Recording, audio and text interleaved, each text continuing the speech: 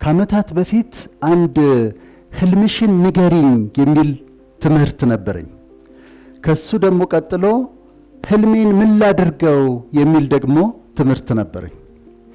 ህልምሽን ንገሪ መነሻው ኩዊን ኤስተር ነች፣ ንግስት አስቴር ነች። እና አስቴር ህፃን ልጅ ሆና ከጓደኞቿ ጋር ስታወራ በኢማጂኔሽን ያየሁትን ነበር ማስተምረው። እና አስቴር መጨረሻ ንግስት ነው የሆነችው። ከጓደኞቿ ጋር ሲያወሩ ያወራሉ፣ ያንቺ ህልም ምንድነው? ያንቺ ህልም ምንድነው ይባባላሉ። እና አንዷ ጓደኛዋ ምን ትላለች? እኔ በጣም ሀብታም ገበሬ ማግባት ነው የምፈልገው። በቃ ሰፊ እርሻ፣ ከብቶች ያሉበት በጣም ትልቅ ጎጆ ቤት ተሰርቶ እንዲህ ነው እኔ ማልመው፣ ይሄንን ነው ትላለች። ሌላዋ ደግሞ እኔ ደግሞ መነገድ ነው የምፈልገው፣ ልብስ መስራት ፈልጋለሁ፣ ግን የልብስ ነጋዴ መሆን ነው የምፈልገው እና በጣም ሀብታም መሆን ፈልጋለሁ ትላለች። ሌላዋ ጓደኛዋ እኔ እንኳን እዚህ ሀገር መኖር አይደለም የምፈልገው፣ ሌላ ሩቅ ሀገር ሄጄ የውጭ ሀገር ሰው አግብቼ ስኖር ነው ህልሜ ትላለች። ሁሉም ይናገሩና የአስቴር ተራ ይደርሳል። አንቺስ አስቴር ይሏታል። እኔ አልናገርም ትላለች። ንገሪኝ፣ ህልምሽን ንገሪኝ፣ ምንድነው ያንቺ ህልም ብለው ይሏታል። ብትናገር ገና ልጅ ሆና እሷ የሚታያት ዙፋን ላይ እንደምትቀመጥ ነው። ብትነግራቸው ይስቁባታል። ስለዚህ ህልምሽን ንገሪኝ እምቢ ትላለች። ህልምሽን ንገሪኝ በጣም ትልቅ ሆነባት፣ ንግስት ሆና ነው የሚታያትና በሱ ነበረ። በኋላ ግን ያ ህልሟ ተሳክቶ ባትናገረውም ዙፋኑ ላይ ተቀምጣ የአርጤክሰስ ሚስት ሆና በ127 ሀገሮች ላይ ንግስት ሆናለች። ህልሟ ተሳክቷል። ሁለተኛው ደግሞ ህልሜን ምን ላድርገው የሚል ነበረ። ህልሜን ምን ላድርገው ደግሞ ምንድነው? ህልማችሁ በጣም መበልጸግ ይሆናል። ከዛ ግን የማትጠብቁት ድህነት ውስጥ ትገባላችሁ። ከዛ ምንድነው ይሄ ነገር? እኔ ያሰብኩት እንደዚህ ነበር፣ ምናልባት ፈጣሪም ውስጥ ያስቀምጠው ይሄ ነበር፣ የሆነው ግን ተቃራኒው ነው። ስለዚህ ምንድነው መሆን ያለበት? እሺ ችግሩንስ ልቀበለው፣ ልስማማ፣ ግን ህልሜን ምን ላድርገው? ህልሜ አይጠፋም ከውስጤ፣ ምን ባደርገው ይሻላል የሚል ነበር። ስለዚህ ህልም ወዳለሁ፣ ህልም እንደሚሳካ አምናለሁ። የኛ ህይወት 12 በተለይ የአላሚው የህልም ያለው ሰው ህይወት 12 ፌዞች አሉት። አሁን በደንብ አዳምጡ እናንተ አላሚዎች ስለሆናችሁ። ድሪመር ህይወቱ 12 ፌዞች አሉት። የመጀመሪያው ፌዝ ቅድም እንደተባለው ልክ እንደ አውሮፕላኑ ፕሪ ዲፓርቸር ነው። ሚኒስትሪ እንወስዳለን፣ ሃይ ስኩል እንገባለን፣ ፊዚክስ፣ ባዮሎጂ፣ ኬሚስትሪ ምናምን። አንዳንዶቻችን ማትስ ይከብደናል አንወድም፣ እሱ እንማራለን። ከዛ በኋላ 12ኛ ክፍል እንጨርስና ኮሌጅ እንገባለን፣ የሆነ ትምህርት ፈልገን እንማራለን፣ ወይ ዩኒቨርሲቲ እንገባለን እንማራለን። ይሄ ፕሪ ዲፓርቸር ስራ ልጀመር ነው፣ የዝግጅት ነው። ኤዱኬሽን ፕሪፓሬሽን ነው እና የፕሪፓሬሽን ነው፣ ዝግጅት ላይ ነው። አሁን አንዳንዶቻችሁ ያላችሁት እዚህ ጋር ይሆናል። በትምህርት ራሳችሁን የምታዘጋጁበት፣ የታላችሁትን ያገኛችሁትን ትምህርት የምትማሩበት ጊዜ ነው። የመጀመሪያው ፌዝ ነው። ስራ አልጀመራችሁም። አክስቶቻችን ናቸው ብር የሚሰጡን፣ ወይ ወላጆቻችን ናቸው ብር የሚሰጡን ለሳሙና ብለው። እነዚህ ጥቁር አንበሳ ነው ሜዲካል ስኩል የተማርኩትና አንዷ እህቴ ከካናዳ ትልክልኝ ነበር 100 ብር በወር ትልክልኝ ነበር፣ ግን ከብዙ ዓመት በፊት ነው እና ለዛ ጊዜ ብዙ ነበረ። ስለዚህ ዘመዶቻችን ናቸው የሚረዱን። የቤታችንን ሽሮ ነው የምንበላው፣ ያገኘነውን ገንዘብ ነው የምንጠቀመው፣ እየተማርን ነው። አንዳንድ ትምህርቱ ይከብደናል። ለምን አንዳንዱ ትምህርት ለምን እንደምንማረው አይገባንም። አሁን ሕክምና ተማሪዎች ሆነን ፕሪሜድ 4 ኪሎ ገብተን አንድ ኮርስ ማድረሰው አለ፣ ማትስ ምናምን አለ። እሺ ጥሩ ነው ይሁን፣ ግን ከሕክምና ጋር የማይገናኝ ስለ ፕላንቶች ሳይንቲፊክ ኔም ነው የምትሸመድዱት። ለምንድን ነው ይሄንን ማጥናት ያለብኝ ትላላችሁ፣ ግን ግዴታ ነው። ኮርስ ሆኖ መጥቷል። የመጀመሪያው ፌዝ ይሄ ነው። ይህን ፌዝ ካለፋችሁ በኋላ ሰዎችን ትተዋወቃላችሁ። ሰዎች ወደ ህይወታችሁ ይመጣሉ፣ ይገባሉ። እንደዚህ ሰዎችን ተመተዋወቅ ዩኒቨርሲቲ ውስጥ ኮሌጅ ውስጥ ምናምን ሰዎች ተተዋወቃላችሁ፣ ወደ ህይወታችሁ ይገባሉ። ይሄኛው ፌዝ ካለፈ በኋላ ታክሲንግ ይመጣል። ታክሲንግ ምንድነው? ከትምህርቱ ዓለም ወደ ስራው ዓለም ተጎትታችሁ የምትሄዱበት ነው። ነርቨስ ናችሁ፣ አዲስ ሰራተኞች ናችሁ፣ ያስፈራል። እኛ አሁን ሐኪሞች ሆነን ኢንተርንሺፕ ጨርሰን ግን የመጀመሪያው ክሊኒክ ስትቀመጡ በጣም ያስፈራል። ሰው መጥቶ ስለ በሽታው ሲነግራችሁ እናንተ ጨንቋቸዋል ለራሳችሁ። ከዛ ደግሞ አክማችሁት መድኃኒት ሰጥታችሁት በሶስተኛው ቀን ይመለሳል። ተሻለ ስትሉት አልተሻለ።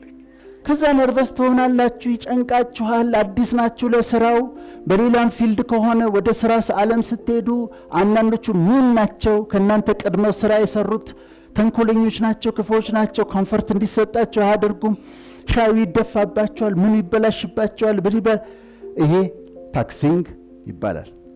ታክሲንግን አያችሁት በህይወታችሁ አይደለም? ወደ ስራ የምትጀምሩበት ነው። ከዛ ፐርፎርሚንግ ቴክ ኦፍ ሮድ። አሁን አስፋልቱ ላይ ደርሳችኋል። አስፋልቱ ዋናው አስፋልት ላይ አውሮፕላኑ መጥቷል። ላይፋችሁ ሁለት አማራጭ አላችሁ። የድሪመርስ እና ነን ድሪመርስ እዚህ ጋር ነው የሚለያዩት። ነን ድሪመር ከሆናችሁ ስራ ጀምራችኋል። ቀጥ ብላችሁ ትሰራላችሁ። ከ3 ዓመት በኋላ መስሪያ ቤቱ ደሞዝ ይጨምርላችኋል፣ ደረጃ ይጨምርላችኋል። ሌላ 3 ዓመት ይጠብቅና ደሞዝ ይጨምርላችኋል፣ ደረጃ ይጨምርላችኋል። አሁን መሬት ለመሬት ነው የምትሄዱት። ቴክ ኦፍ የማድረግ ሐሳቡም የላችሁም። ከዛ ሌላ ዓመት ትጠብቃላችሁ፣ ደሞዝ ይጨምራል፣ ደረጃ ይጨምራል። የመስሪያ ቤቱ እቁብ ትገባላችሁ፣ ታጠራቅሙና መኪና ትገዛላችሁ። ከዛ 150 ምናምን መሬት ይሰጧችኋል በማህበር። ከዛ ቤት መስራት ትጀምራላችሁ። ወንድ ከሆንክ ሚስት ታገባለህ፣ 3 ልጆች ትወልዳለህ። ከዛ ሹመት እዛው መስሪያ ቤት ውስጥ እየጨመረ ይመጣል። ጨምራል። የክፍል ኃላፊ ትሆናለህ፣ ማኔጀር ትሆናለህ። ከዛ ይቀጥላል። አንቺም እንደዛው ባልተገቢያለሽ፣ 3 ልጆች ትወልጃለሽ። ትንሽዬ ቤት ተሰርታለች፣ መኪና አግኝታችኋል። ልጆቻችሁ ጥሩ ትምህርት ቤት እየተማሩ ነው። የጡረታ ዕድሜ ይደርሳል። that's your story። ይሄ ነን ድሪመር ከሆናችሁ ነው። የአብዛኛው ከ90% በላይ ህዝብ ኑሮ እንደዛ ነው የሚሆነው። እሱም ከተገኘ ነው። ድሪመር ከሆናችሁ ግን ስራውን ከጀመራችሁ በኋላ ይሄ በ250 ኪሎ ሜትር ፐር አወር የሚኬደውን ታስቡበትና ሞተሩን ታስነሱና ትነደዋለህ። በኃይል በጉልበት ትነደዋለህ።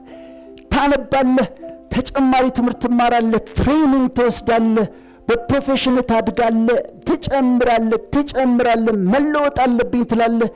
በኃይል ትነደዋለህ። በጣም ትሬኒንግ በመውሰድ ተጨማሪ ትምህርት በመማር ስኪላችሁን ዴቨሎፕ በማድረግ እዚህ ጋር አልቀርም በማለት ታሳድጉትና በጣም ከነዳችሁት በኋላ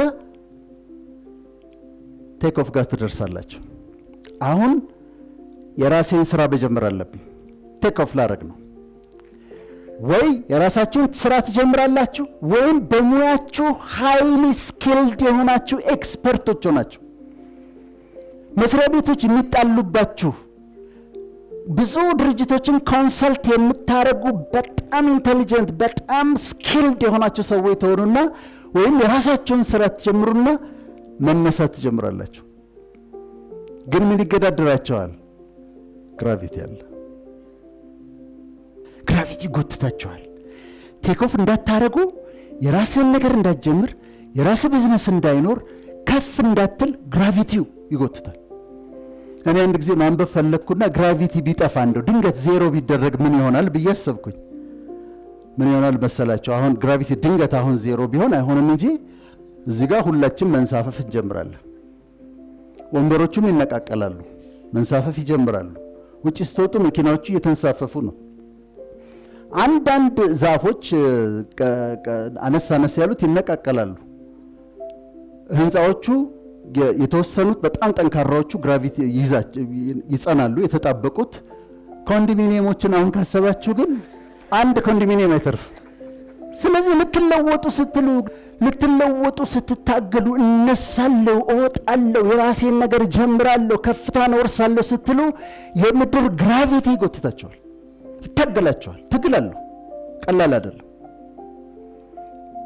ፋይናንሻል ሴኩሪቲ አትሆኑም። አሁን የቅድሟ ደሞዟ ላይ ምንድነው ወር ትጠብቃላችሁ፣ ደሞዛችሁን ትቀበላላችሁ፣ ሰላም ነው። በጀት ታረጋላችሁ፣ በሰላም ነው የምትኖሩት። አሁን ግን አድቬንቸር ፈለጋችሁ። ትምህርቱን አፕላይ አደርጋለሁ፣ ህልሜን እኖራለሁ አላችሁና እወጣለሁ ስትሉ ግን ይጎትታል። ፋይናንስ ችግር ይጎትታል። የሰዎች ኦፒኒየን አርፋ ትሰራም ነበር እንዴ አንተ የራሴን ንግድ ጀምራለህ አታፍሪም እንዴ አንቺ ምናምን ይሏቸዋል። ስለዚህ ግራቪቲ ይጎትታቸዋል። እሱን ተቋቁማችሁ ይሄ ፓይለቶች የሚፈተኑበት ሰዓት ይሄ ነው። ብዙ ጊዜም አደጋ የሚደርሰው ቴክ ኦፍ ላይ ነው። ይሄንን ተቋቁማችሁ ስታልፉ ወደ ኢኒሻል ይሄው ቴክ ኦፍ ከዛ ወደ ኢኒሻል ክላይምብ ትሄዳላችሁ። ግራቪቲውን ተቋቁሜው አልፍ ያለው እየወጣሁ ነው፣ አሁን ክላይምብ እያደረግኩ ነው ትሉና አሁንም የግራቪቲ ተጽዕኖ አለ ኢኒሻል ክላይምብ ላይ። የሰዎች አስተያየት አለ፣ ይወድቃል ይሏቸዋል። ተመልሶ ይመጣል፣ አሁን ተመልሶ አፕላይ ያደርጋል ይሏቸዋል። መስሪያ ቤት ዝም ብሎ አጉል ቪዥነሪ ነኝ ምናምን ብሎ ሚሊዮነር ነኝ ይላል፣ ቪዥነሪ ነኝ ይላል፣ በቃ ችግር ሳይገጥመውማ አይቀርም ይሏቸዋል። ከዛ ንግግሩ ብዙዎችን ይጥላል። ድሮ ያነበብኩት አንድ የእንቁራሪቶች ታሪክ ነበርና እንቁራሪቶች ፖል ላይ መውጣት ውድድር ጀምረው እየተወዳደሩ ያንዷ ስትወጣ ይናገራሉ ሰዎች ቆመው ትወድቃለች ይላሉ። ከዛ እንቁራሪቷ ግማሽ ላይ ትደርስና ትወድቃለች።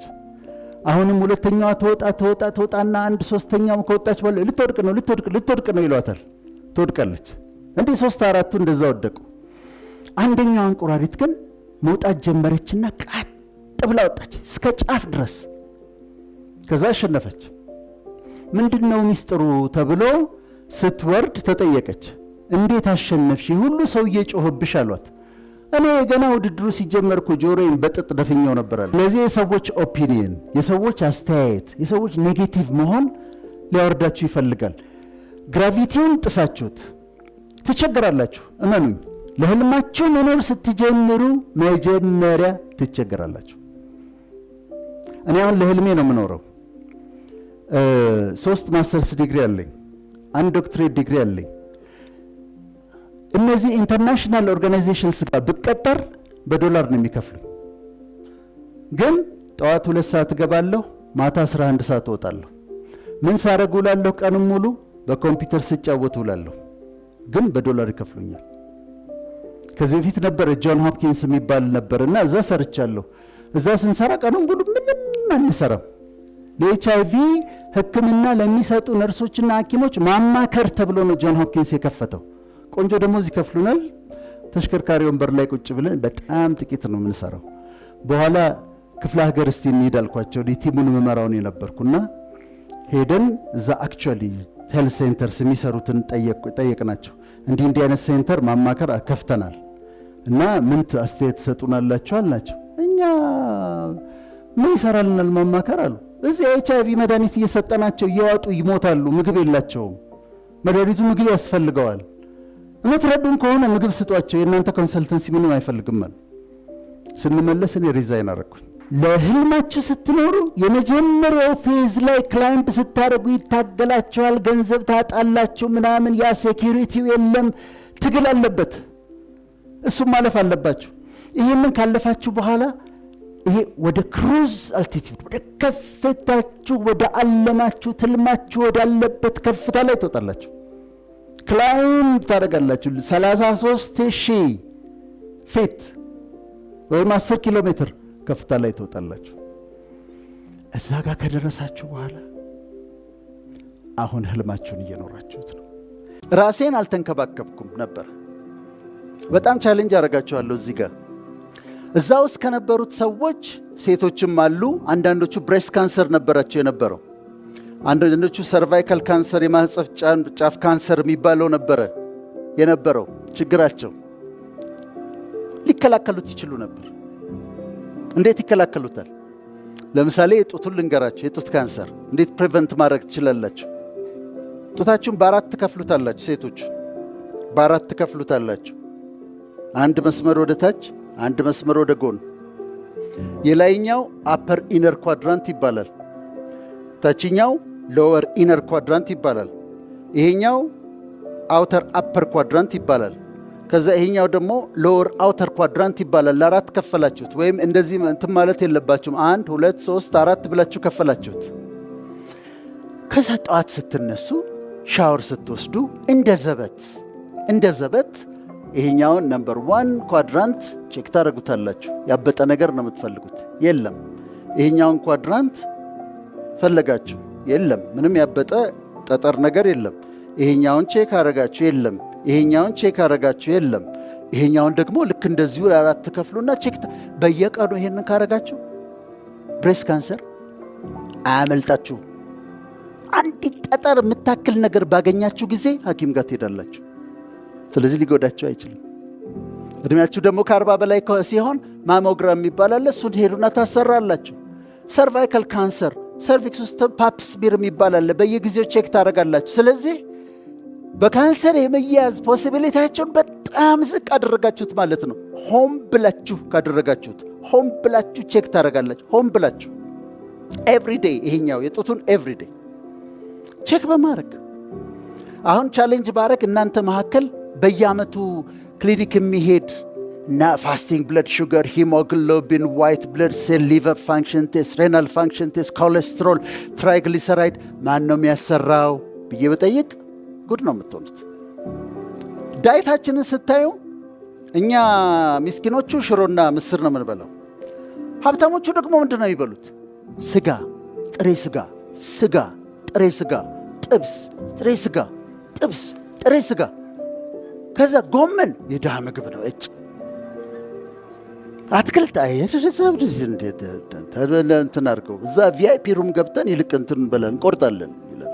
ሀብታሞች ናቸው። አትክልት አይበሉም። ፍሩት ለህፃን ልጅ እኮ ነው፣ ለልጆች ነው ፍሩት።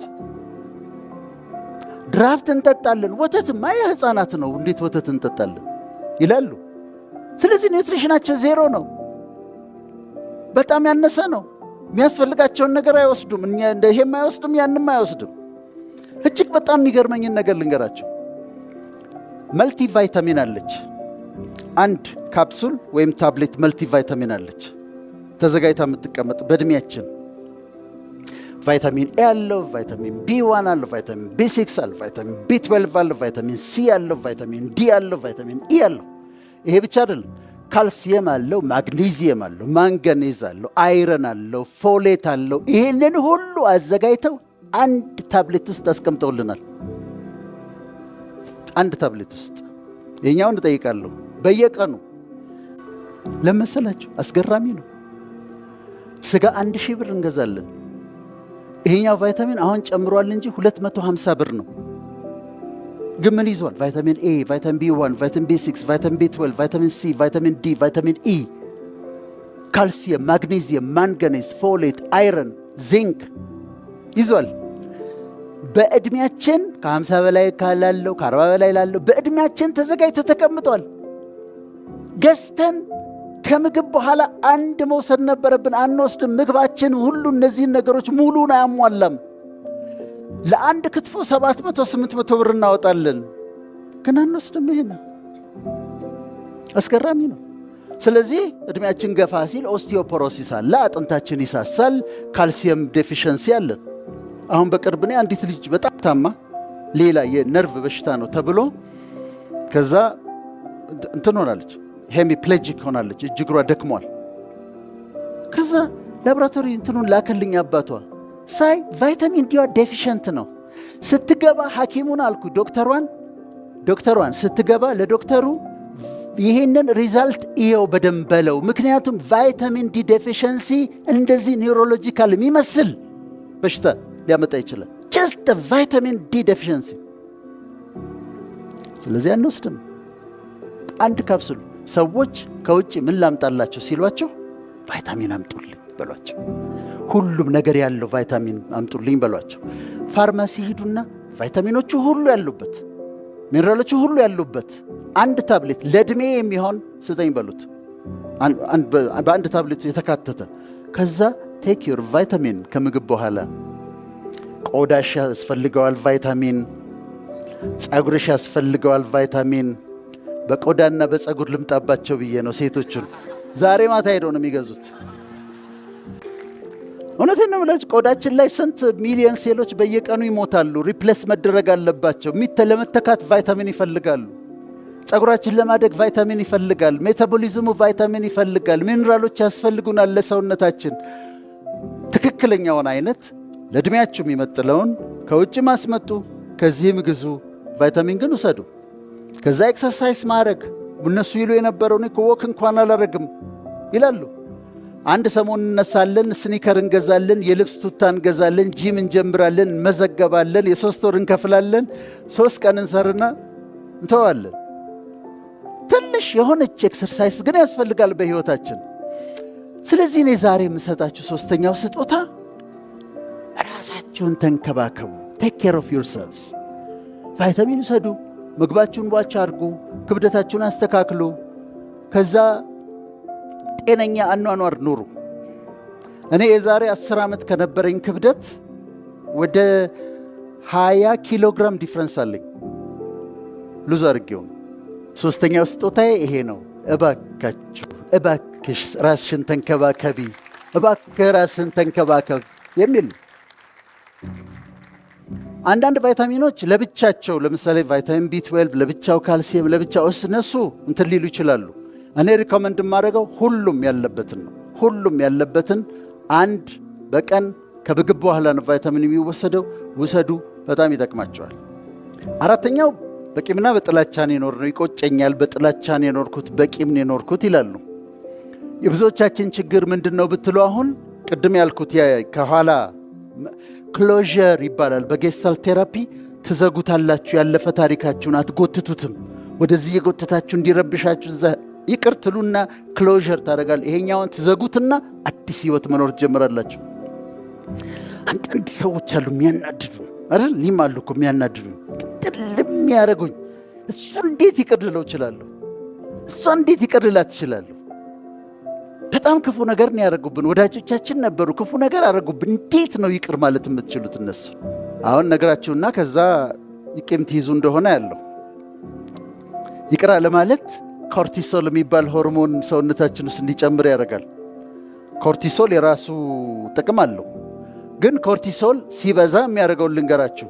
ደም ብዛት ይጨምራል። ደም ብዛት ያመጣል ሃይፐርቴንሽን፣ ስኳር ያመጣል ዲያቤቲስ መልተስ፣ ፔፕቲክ አልሰር ዲዚዝ ያመጣል የአንጀት የጨጓራ ቁስለት፣ ኢንተስቲናል ፖሊፖሲስ የሚባል አለ የትልቁ አንጀት ላይ የሚወጣ፣ አስም ያመጣል አስማቲክ ዲስኦርደር፣ ቶሎ ያስረጃል፣ መስመሮች ይወጣሉ፣ ቶሎ ፊታችን ያረጃል፣ ሰውነታችን ያረጃል፣ ከዛ እድሜያችን ያጥራል። አእምሮ ላይ ደግሞ ጭንቀት ያመጣል፣ ዲፕሬሽን ያመጣል፣ እንቅልፍ ማጣት ኢንሶምኒያ ያመጣል። እነዚህን ሁሉ ያመጣል። አላስፈላጊ ውፍረት ሁሉ ያመጣል። ኦቤሲቲ ያመጣል። ኮርቲሶል ምን ሲሆን? ቂም ስንይዝ፣ ጥላቻው ስንሆን ሆርሞኑ ይጨምራል። እሱ ብቻ አይደለም፣ 61% ካንሰር በቀጥታ ከቂም ጋር የተያያዘ ነው። በቀጥታ 61% ኮዝ ኢፌክት አይደለም፣ አሶሲዬሽን ነው የሚባለው። አሶሲዬት ይደረጋል። 61% ካንሰር ከቂም ጋር የተያያዘ ነው። ለዚህ ነው አሁን ለካንሰር ሕክምና ሲሰጥ ምን ተጀመረ?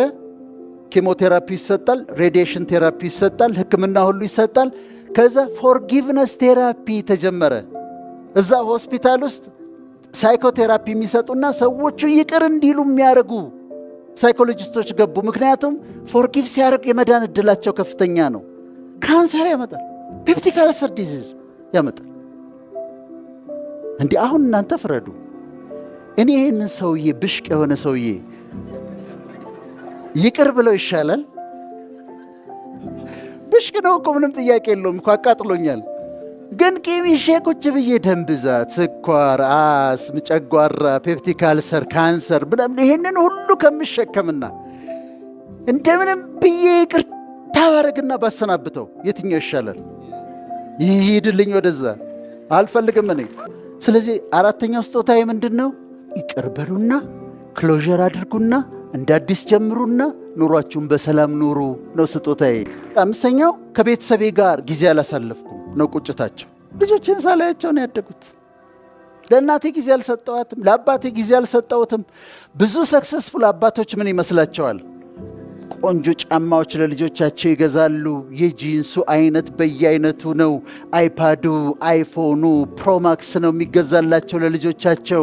በየመኝታ ቤታቸው ቲቪ ሴት ገብቶላቸዋል፣ ኔትፍሊክስ ገብቶላቸዋል፣ አስጠኝ ተቀጥሮላቸዋል። ምግቡ ጠረጴዛውን የሞላ ነው። አባት ይህንን ሁሉ አድርጓል። እሱ ግን የለም ቤት ውስጥ። እሱ ምን ይመስለዋል? ሁሉ እንደሰጣቸው 50% አልሰጣቸውም። እነሱ አባታቸውን ይፈልጉታል። ከሱ ጋር መላፋት ይፈልጋሉ፣ መጫወት ይፈልጋሉ፣ ማውራት ይፈልጋሉ። 18 ዓመት ከሞላቸው በኋላ ሊቀጣቸው ዲሲፕሊን ሊያደርጋቸው ሲል ዞር በል ይሉታል። ወይም እንደኛ እንደ ሐረር ልጆች ወለበል ይሉታል። ዞር በል ወደዛ ይሉታል። ለምን ያልነበረም he was not there። ለእናንተ ብዬ እኮ ነው ያንን ስሰራ እንዲህ ሳረግ አንተ አልነበርክም፣ የት ነበርክ አንተ ይሉታል። ወይም ደግሞ አቅም ያላቸው ይወስዱና አሜሪካ የሆነ ከተማ ይጥሏቸዋል። ትምህርት ቤት አስገብተው ገንዘብ ስላላቸው ከ9ኛ ክፍል ወስደው ይጥሏቸዋል። 12 ከጨረሱ በኋላ ኮሙኒኬት ማድረግ አስቸጋሪ ነው። አልነበርክም አንተ አልነበርክም። እና ለቤተሰቦቻችሁ ጊዜ ስጡ። እናቶቻችሁ በህይወት ያሉ ሰዎች እዚህ መካከል በጣም እድለኞች ናቸው። እኛ እንዴት እንደሚያንገበግበን አታውቁ። ቁጭ ብለህ ሂድና ከማዘር ጋር ቡና እየጠጣ ሽሮ እየበላ አውራቸው፣ አዳምጣቸው። ቤተ ክርስቲያን አብራቸው ሂድ፣ መስጊድ አብረሻቸው ሂጂ። ፋዘር ካሉ ቁጭ ብለህ አጫውታቸው፣ ጊዜ ስጣቸው። እህት ወንድሞቻችሁ ካሉ ጊዜ ስጧቸው። ቁጭ በሉና እስቲ ያዋሯቸው። እንዴት ነው ህይወት? እንዴት ነው ትምህርት ቤት? እንዴት እየሆነ ነው? ቶክ ቱ ደም፣ ጊዜ ስጧቸው። በኋላ ቤኔፊቱን ታጭዳላችሁ። ለቤተሰቦቻችሁ ጊዜ ስጡ፣ ደስ ይበላችሁ። ለእናንተ ትንሽ የሆነ ነገር ለነሱ በጣም ትልቅ ነውና ጊዜ ስጧቸው፣ እንደምትወዷቸው ንገሯቸው። አምስተኛው ስጦታዬ ለቤተሰቦቻችሁ ጊዜ ስጡ። ስድስተኛው ወርክሆሊክ ነበርኩኝ ነው የሚሉት። ውጪ እዛ ስለተሰራ ነው። እኛ ሀገር ብዙ ላይ ሰራ ይችላል፣ ግን እዛ 16 ሰዓት ይሰራሉ፣ 2 ሰዓት ይሰራሉ፣ 8 ሰዓት አንድ ጊዜ፣ 8 ሰዓት አንድ ጊዜ። ግን ስቲል እኛ ጋር ይሰራል። እኛ ጋር የሚሰራው መሰላችሁ? በልፋትና በትጋት መካከል ልዩነት አለ። ልፋት እርግማን ነው። ልፋት ዝም ብሎ መልፋት፣ መኳተን፣ መልፋት። በአቦ ሰጥ የሆነ ቢዝነስ ውስጥ መግባት፣ መሞከር፣ መክሰር፣ እዛ ውስጥ መግባት፣ መክሰር፣ እዛ ውስጥ መግባት፣ ይሄ እርግማን ነው። ትጋት ግን ዲሊጀንስ ግን በረከት ነው። አስተውላችሁ ነው የምትገቡት። በትጋት ትሰሩታላችሁ፣ በጥራት ትሰሩታላችሁ። ኢፌክቲቭ ናችሁ፣ ኤፊሽንት ናችሁ። ይሄኛው በረከት። ስራችሁን ትሰራላችሁ። አሜሪካ ውስጥ እኔ ከማውቃቸው በጣም የሚገርሙ ስራዎች ልንገራችሁ። በጣም የሚገርም ስራ ኤርፖርት ላይ የማየው ነጮች ናቸው የሚሰሩት። በጣም ገንዘብ የሚያስገኝ ስራ ጫማ መጥረግ ነው። ከፍ ያሉ ወንበሮች አሉ ኤርፖርት ላይ። ከፍ ያለው ወንበር ላይ ይቀመጣሉ። መጥተው የሚቀመጡት ሀብታሞች ናቸው። ከዛ ነጮች ናቸው የሚሰሩት። አያስነኳችሁም? እንደው ድች ጨርቅ እንደዚህ ይዘው ድች ያደርጉና $100 ሰጥተዋቸው ይሄዳሉ። በየደቂቃው $50፣ $100፣ $50፣ $100 ማአት ዶላር ተሸክመው ነው የሚሄዱት በቀን። ለምንድን እንዴት አንተ ጫማ ትጠርጋለህ ብትለው ያማሃል ወይ ነው የሚለው። ምን ማለት ነው የሚለው። ምክንያቱም ገንዘብ ያገኝበታል፣ ወደ ራእዩ ይገባበታል፣ ይጠቀሙበታል። አንድ ጊዜ ከሆቴል ወደ ኤርፖርት ይሄዳሉ በታክሲ። የዛ ጊዜ ታክሲ ነበር፣ ኡበር አልተጀመረም። እና ከሰውየው ጋር ማውራት ጀመርን። ከባለ ታክሲው ጋር ስናወራ ኢንጂነር ነኝ አለኝ። አማን ኢንጂነር አለ። እንዴ ኢንጂነር ሆነህ እንዴት ታክሲ ትነዳለህ አልኩት። ይሁት እንደዚህ ነው ዞር ብሎ አየኝና what do you mean አለኝ። ወይ ደግሞ ከልቤ ነው። ኢንጂነር ከሆንክ ለምን ትነዳለህ ታክሲ አልኩት። በኢንጂነሪንግ እሰራለሁ፣ ቤት ዳለብኝ፣ ትርፍ ሰዓቴ ደግሞ ታክሲ ነዳለሁ፣ ገንዘብ አገኛለሁ፣ ወዳይን ከፍላለሁ። ምን ማለት ነው አለኝ። እሺ በቃ እንግዲህ ከኢትዮጵያ ነው የመጣ ነው ወዳጄ ብዬ። ነጭ ነው፣ በጣም ገርሞታል በጣም። ስለዚህ ጫማ ይጠርጋሉ፣ ይሰራሉ፣ በትጋት ትሰራላችሁ። እናንተ መንገዳችሁን ስትሄዱ ስራችሁን ስትሰሩ እቺ በጣም ስለምወዳት ልንገራችሁ። ሰረንዲፒቲ የምትባል ነገር አለች።